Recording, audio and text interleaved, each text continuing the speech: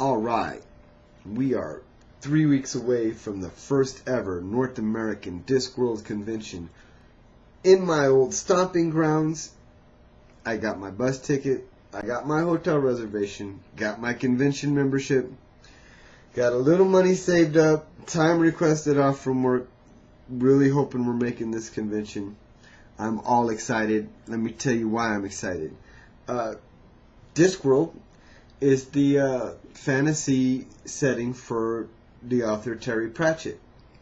And Terry Pratchett is my favorite author. Okay, if you see Terry Pratchett interviewed, they're probably going to ask him one or two questions. If the author or the interviewer and his staff aren't familiar with Sir Pratchett, they'll ask, why are your books so popular? And if the interviewer is familiar with Sir Pratchett and his work or the Discworld novels, they'll ask, why aren't your books more popular? So, I'm going to give my take on both questions and try to that way explain why I'm so excited. At first, I think his books are so popular because he's such a rewarding author. I mean, every page, he's a humorist, so every page has got something funny or an insight, description, or thought that it makes that page worth enjoying, just unto itself. Then his plots are unpredictable and fun. His characters grow. They're interesting. I mean, I could make an entire video about the way Pratchett looks at people and the vision that he shares with you, his insight into just the way people are.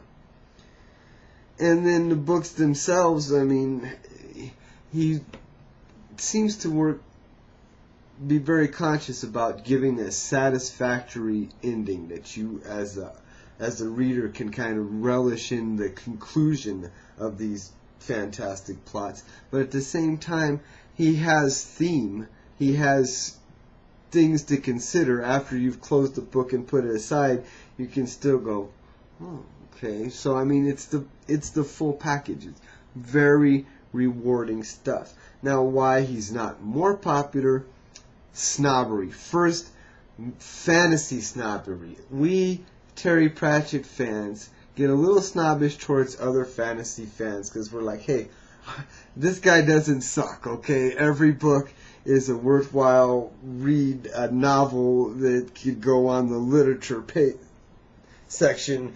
And there's no trilogies where the middle book has no conclusion. You know, it's the real deal. But, I gotta think, well, wait a second, maybe fantasy fans like some of that. Maybe they like what they think is the fantasy classic formula. And so telling them that it sucks isn't much of a way to sell it. Okay, so fantasy nerds, let me tell you, there's plenty to enjoy in Terry Pratchett. He's got continuing characters.